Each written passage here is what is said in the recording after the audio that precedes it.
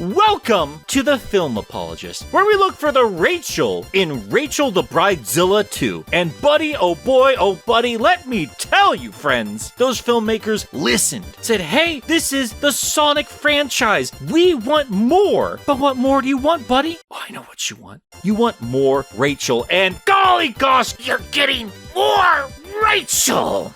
More exploding wedding cakes! More golf cart action! More flimsy plot twists that involve some government conspiracy to capture a hedgehog at a wedding that he may or may not actually attend. And also the groom was just faking this the whole time, but he sees her for what she's worth, even though he probably should know who she is before that point. Look, if you don't get that joke, then you haven't seen Sonic 2. And if you haven't seen Sonic 2, then I don't know what you're doing here. If you are just a casual fan, you're somebody who has a family, you got a kid maybe, and you want to see if this movie will be fun for your family, fun for your child. Well, yeah, of course it's going to be fun for your child. It's a child. They like everything. They're fine. You don't need to see any review. And if you're a hardcore Sonic fan, what are you doing? You're going to watch it anyway. You're a Sonic fan. You can't help yourself. Why would you want some general vague opinions about this thing before you see it and experience it for yourself? Be a part of the larger conversation after you've taken this in for yourself. You're gonna find something you enjoy, regardless of my overall opinion, I promise you. Or maybe you'll hate it. I don't really care, because I know you're gonna watch it anyway. That is all me telling you. There will be spoilers. I'll keep it kind of vague leading up to that point, but really, if you saw the trailer, there's not a lot left to be surprised by. And if you like what you saw in those trailers, then I think you're gonna have a pretty good time. As it turns out, all of those action scenes, they are very prevalent in this movie, and they're a lot of fun. All that's really left to see is how these scenes connect to one another. But unfortunately, it's in that connective tissue where the film kind of falls short on occasion. Not every single time. But if we just want to get the complaints out of the way now, the human scenes, they're awful. I get the point of them, and we'll get to those points in due time, but yeah, you're gonna have to endure the Rachel and Maddie sneaking into a hotel scene, and it's way too long. It is distractingly bad. I know some of you guys can wave it off, but I really did not understand what they were doing. I can't remember the last time I watched a movie and looked at this like, are you sure I'm not watching a deleted scene? The only other one is this awkward dance-off, and I get the point of it is supposed to show the relationship forming between Sonic and Tails, and in that sense it's fun and it works, but again it goes far too long and it just stinks of Alvin and the Chipmunks. And apologies, I guess, to all of Scandinavian culture, because that's all I know of it is in that horrible little cabin. Both of these scenes last far too long. It's the last dregs of what this film genre used to be, that being the CG animal buddy thing that first movie was, while also trying to be a true video game interpretation and also MCU light. I already know some of you are gonna get defensive. Oh my god, he brought up the MCU. They're not the only movie in the universe, guys, come on. Yes, thank you. I know other movies exist and they don't have a trademark on any of these silly tropes. But like it or not, the MCU is making boatloads of money. They own cinema right now. And you don't look at the success of Disney without taking a couple of notes from their playbook. That's just how it goes. Yeah, you're gonna hear me and others compare Knuckles to Drax. Or, and this is actually obnoxious, trying to break the tension of a dramatic scene with some stupid ass quip or joke that really did not need it. We understand that there's a lighter tone to this movie, but trust the scene to carry the emotion. Trust your audience. We don't need to be reminded of a 80s action movie. Great, dads are in the audience. Cool. They're probably here for Sonic. Let Sonic carry the movie. That aside though, they do let Sonic carry this movie, and it's all the better for it as far as I'm concerned. I know there's going to be a divide between people. This is not as slow paced as that first movie, and I honestly didn't want it to be. I wanted it to feel like a video game, and bless its little heart, it feels like a video game. It's a lot of fun. Unfortunately, the MacGuffin hunting does remind me a lot of Rise of Skywalker and makes just about as much sense. Plot is pretty straightforward, and I don't fault the movie for that. I think it needed to be. Sonic is still living in Green Hills, still hanging out with Tom and Maddie, and they're trying to adapt in this new relationship that's forming, that being surrogate parents to a blue space hog who sees himself as something of a superhero, and yeah, he's doing what he can, but people are quick to point out that he's not very good at it. And while Tom and Maddie are off in Hawaii for Rachel's wedding, which unfortunately we do have to get back to, Robotnik shows back up on Earth with Knuckles in tow. They head over to Tom's house and they proceed to kick Sonic's ass. Thankfully, Tails also shows up and gets him out of there in a cop car, even though I'm sure they're both faster than vehicles. Waku waku, bitch. And from there, the MacGuffin hunt starts. Knuckles is after the Master Emerald. When Eggman realizes it's a source of ultimate power, he decides to make an alliance with Knuckles. Meanwhile, Tails just already knows Knuckles and Sonic and what they're all about by spying on them, I guess, and explains to Sonic that they have to find it first. So they pull out the map that was left by Longclaw, and I guess Sonic just touches a spot of the paper that he hadn't before, and magic happens, and a voicemail of Bird Mom says, "Hey, Sonic, you gotta go get the Master Emerald. It's left here on Earth." Then they all head over to that mountain where that Scandinavian dance-off happens to find not the emerald, but a compass to the emerald. That's right, the map leads to a compass, which then leads to the emerald. This is the worst Zelda dungeon I've ever experienced. And then, yeah, the wedding garbage happens, and giant robots, and the emerald, and all that fun stuff. You saw most of this in the trailer already. I'll talk about all of that a little bit later, just in case there are still people here who have not been heeding my spoiler warnings. For the most part, I was happy with how this film was paced and the interactions between the characters. The main theme of this movie is family, and that is what's motivating, whether they know it or not, a lot of Sonic, Tails, and Knuckles. And I will be talking about their characters in just a second here, but let's get some of these other guys out of the way. Tom and Maddie, perfectly fine. They have a specific role they need to play for the theme of this movie and their own B-plot, and it's fine. They're fun enough. I wasn't irritated when they were on screen, but to be brutally honest, they're not the reason I bought a ticket for this. How they play off Sonic, that's great, it's fun, and watching Tom grow into a father figure as opposed to a reluctant cop and then friend from the first movie, that was a healthy growth. No, he does not get as much play as he did in the first movie, but honestly, this is a Sonic movie and I want it to stay a Sonic movie. I'm happy they started to shift focus towards the little furry animal people. Wade is here,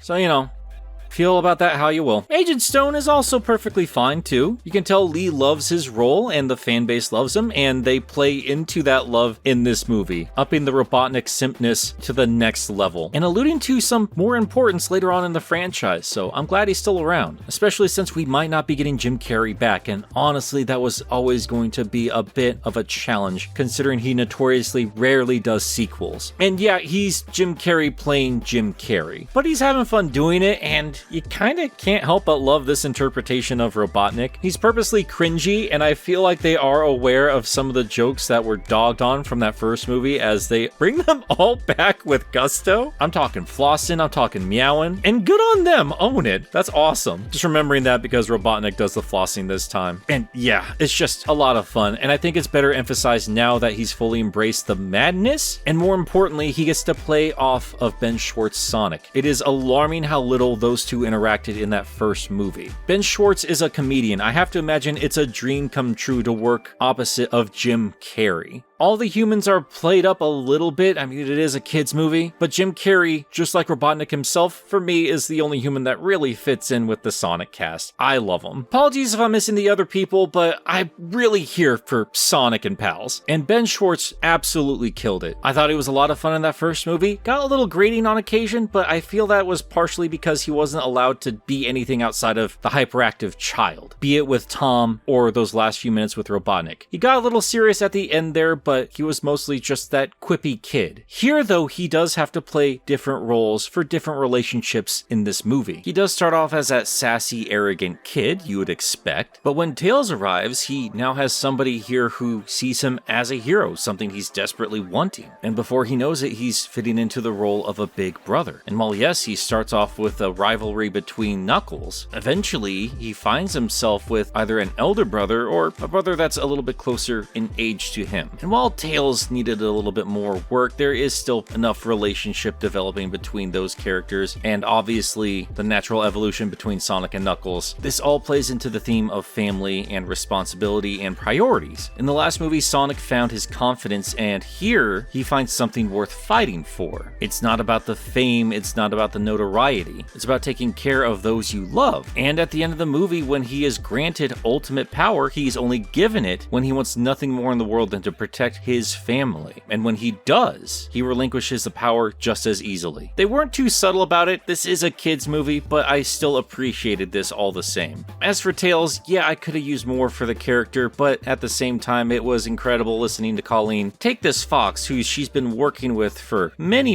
years now, and still managed to show a lot of range. This is a different take on the character. He's much younger. This is his first interaction with this version of Sonic. And there's a nice mixture between the technological genius a lot of fans know him to be and a lot of the Western interpretations of him being something of a kid brother from back in the day. Yeah, they did kind of brush over how Tails managed to find him, and I think it actually contradicts a little bit of that prequel comic, but when they got things going, they did play off each other quite naturally, and I loved it. This unfortunately was more about the destination than the journey, which is a shame, but I can move on past it. Idris Elba voicing Knuckles both worked for me and didn't work for me. Like, there were times it just sounded like Idris putting on a fake growly voice like he's reading a bedtime story to his children. There are other times, yes, he does sound like Drax, but for the most part, there was this nice balance between this Gary Stu of a character that he was written to be in Archie for a while there, and the meathead that the games and Sonic Boom turned him into eventually. I do think it's important to show Knuckles as a warrior, as a serious, stoic kind of dude, and at the same time, I also feel it's important to show that naive nature of his. Unfortunately, a lot of media likes to swing into one extreme or the other. This version of the character, I felt they did a fantastic job finding a nice balance. He doesn't start off with a Master Emerald and Angel Island. This is a Knuckles without any of that. This is a Knuckles who had a family, a tribe, and he lost them, yet he is still determined to carry on their sacred duty. He is a warrior through and through, but the moment he steps outside of that culture and this lifestyle, he has no idea what he's doing, yet he still powers on through all the same, and it's absolutely precious. I don't think it's stupidity, I think it's just sheer ignorance. It's fish out of water kind of humor. He's a very serious guy. He doesn't actually know how to have fun. Still, his motivation is not far off from what we know of the core game version of the character. He may not have the Master Emerald, but he is in search of it, and he does allude to bringing it back to where it's supposed to be, so I'm going to assume that Angel Island's going to be showing up in his miniseries. But even more important than those particular elements is what makes up his character, and like I said, I think they did a fantastic job with that. And they even made his relationship with Robotnik and the eventual betrayal very believable. So much of the media wants to make it look like, oh, well, Robotnik just tricked him and Knuckles is an idiot. Here, Knuckles follows a very strict warrior code, and he's very observant of others' actions as they speak louder than anything else about them. So yeah, when he works with Robotnik and Robotnik comes through with his end of the deal of getting him to Earth and getting him to Sonic, it makes sense to me that Knuckles would agree to continue their alliance, as Robotnik has proved to him that he will back up what he says. Knuckles is a very earnest, honest guy.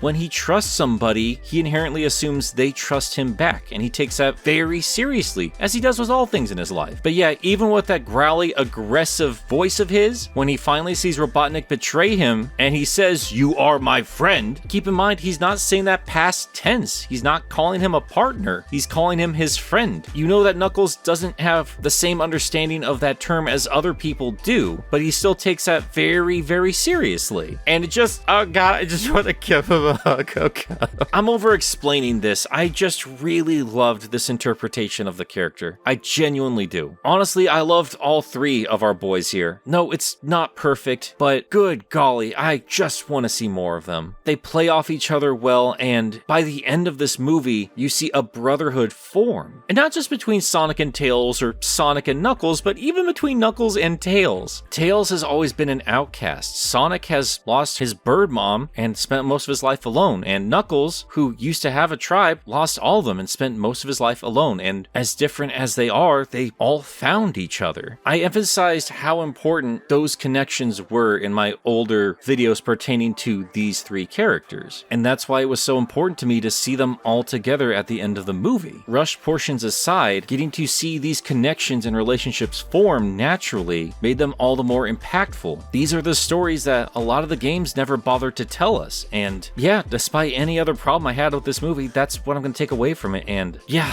I just love it. I absolutely loved it. But now that I'm thinking about it, they did show us a little bit of Knuckles' backstory, didn't they? They showed us that he has a daddy, and he once had a member of his tribe from back in the day go mad with Chaos Emerald energy. Now, would that be a lovely callback to the Archie Knuckles interpretation? Is it just a coincidence? Or is it a blatant copycat ripoff? You tell me, Ken. Also, you tell me, Jeff Fowler, how many of my videos did you watch, huh? I'm seeing Robotnik strip. What was that Tails said in the movie? Only Sonic the Hedgehog could come up with Buttcopter. Oh yeah, is he? Huh? The only one, huh? And even when you play as him, you can't even activate his ass copter. I see how it is. First it's Ben 10 and now it's Master Egmerald here. I just wanted to be invited to premieres. Why can't I be invited to premieres? What more do you guys want from me? See, I'm kidding, but I'm genuinely curious to see what a specific former Archie Sonic writer has to say about this movie, because I was watching this going...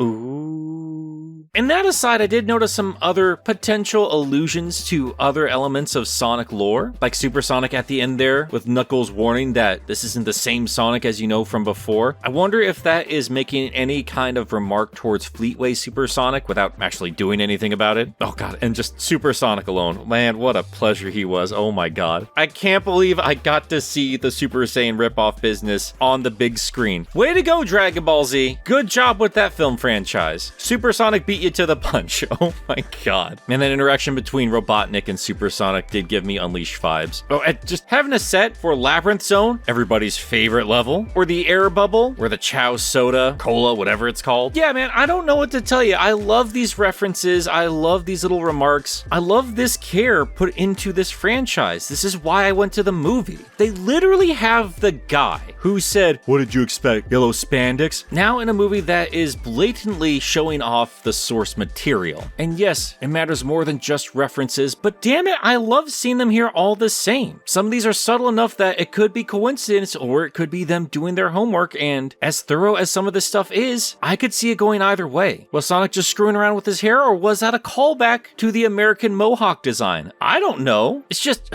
the movie made me happy. There were obnoxious moments. That gun situation was absolutely embarrassing, and as soon as they showed up, I knew exactly what we were going to be teased with at the end of the movie in the post-credits. But I don't care, because I was super happy to see Shadow at the end there. And yeah, he looks like every fan edit we've seen these last 2 years, but as Channel Pup pointed out to me, well, what did you expect? They put that template out there, of course he was going to look like this, and I'm fine with that. Certainly step up from the original Demon. And if they stay in theme with these pixelized credits, then this might be our first official look at a classic Shadow design, which I'm about that life. It's the little things, man. That's why I'm excited for Sonic 3. I have no idea how a general audience is going to take to this thing. I thought the first movie was going to get ripped apart by critics, but a lot of them seem to have a decent time with it. I've heard that this movie is getting a little bit of heat these days. I don't know, and I'm not going to care about it. I expected weak points, and I got weak points, but I got far more than I was expecting with everything else. This was really and truly a Sonic movie, and as far as I'm concerned, it was a great time. I love the fan service. I had a good time with the goofy humor. I love these characters. I'm gonna get all the stupid toys. I don't care. And unlike the first movie, I am probably gonna watch this one multiple times. But yeah, that's all I really have to say about it for right now. I know there are other elements and little pieces here and there I want to pick apart and talk about, but I want to get my thoughts out there as quickly as possible. And honestly, I'm just jonesing to talk about it with my buddies over on Sunset City. So if you're not yet subscribed to that, I highly recommend that you do, because I'm sure all those boys have a lot to talk about themselves, and I can't wait to bounce ideas off them and get the general opinions and put our heads together and think about what could potentially be coming down the road. As for this channel though, we are going to keep the content rolling out here, but we are going to take a little bit of a break from Sonic. It's been a long while since I spoke about anything outside of Sonic the Hedgehog, and I don't want to get burned out on this franchise because I love it. I really and truly do. But I love other things out there too, and I want to talk with you guys about that. And I want to talk about some video games. So be sure you stick around for that. It's been a long while since we've done some big chunky essays. I think it's about time we got back to our roots there. And of course, Sonic will be back sooner rather than later. There's going to be a lot of other fun stuff coming up this year. I really want to talk about those Saturn games, and of course, we need to get those adventure games out the door, don't we? So yeah, got a lot of fun, exciting stuff in the pipeline. And for patrons who've been so patient with me and not getting all these videos of Mecha March Madness and this stuff as early as I'd like them to be, I'm going to be making it up to them with some new commentary videos coming very soon, and the next year's set of Mecha March Madness videos much earlier than everybody else. You're going to be getting the first video of 2023 next week, and nobody else outside of my patrons are getting access to that until March of next year. And I'll be dropping videos like that throughout the year, so be sure you stick around for that. Got a lot of fun stuff coming up here. And hey, if you want to pitch in, I got a link for my Patreon down below. It gets you access to our Discord server, early access to videos, commentary tracks, and other bonuses. But to the people already supporting me, holy Holy cow, thank you so much. I cannot believe all the support I've been getting here. Thank you for keeping me alive, seriously and genuinely, especially during tax time. It's a scary, scary time for anyone who does freelance work. We never get money back, I promise you. And let me give an extra special shout out to my Turtleoid Warrior tier. That includes Kyle Winter, Cirrus the Skeptic, Joseph Duncan Sonic 2 Blue, John, Josh Strider, KC2 Electric Boogaloo, Faison Razul, Xanderoni the Painter, Trey Nobles, who is wrong and a dumb Patsworth, Ginger Bob, Nick S, Tristan Trap, Meekers, Dun Dun, Miles the Prower, Jeremy Singer, Mr. Boo J, World's Greatest Bard, Rain, Sam Webster, Dwight Graham, Fishflop, Lucas Lipker, The Bad Pal, Mr. SP, Cecil the Gallade, The Dark Neon, Missing No, Stefan Plakanica, 3 Monic, Ty Cyan, Graham J. Hall, Lenti Python and the Holy X, Wayne is Boss, Letteric, 64 Bits, David 20 Cover Your Hands, Ryan Rolfs, The Lumberjack, Otis Small, Mute, Trash Baphomet, Autumn from Twitter.com, That Pyramain, Mui Saxy, Jin Seotame, Cunningwise, Enerjack 5, Duchess Nicole, Grayson Coniger, Sherrod the Hedgehog, H.R. Hoffman, Spades the Nocturne, Ken K, Then 101, and Paxton Bisbee. Now guys, again, thank you so much for all your support. I do have to give you a heads up, and I probably should have done that earlier, but I've done it like 5 times now. If you do join the Discord, do not post movie spoilers in the general chat rooms, please. I've posted it so many times. There is a specific thread for Sonic 2 spoilers. Not Sonic spoilers, not Sonic comic spoilers, Sonic 2 spoilers. Post your thoughts there. All your thoughts there if you've seen the movie. Give people a chance to experience it themselves. We have been issuing a lot of timeouts. Don't blame anybody but me. My mods are doing exactly what I told them to do. I know a lot of that is not intentional, but hey, read the rules. You don't have problems. Simple as that. All right, that's enough playing Internet Daddy for one day. I'll see you all later.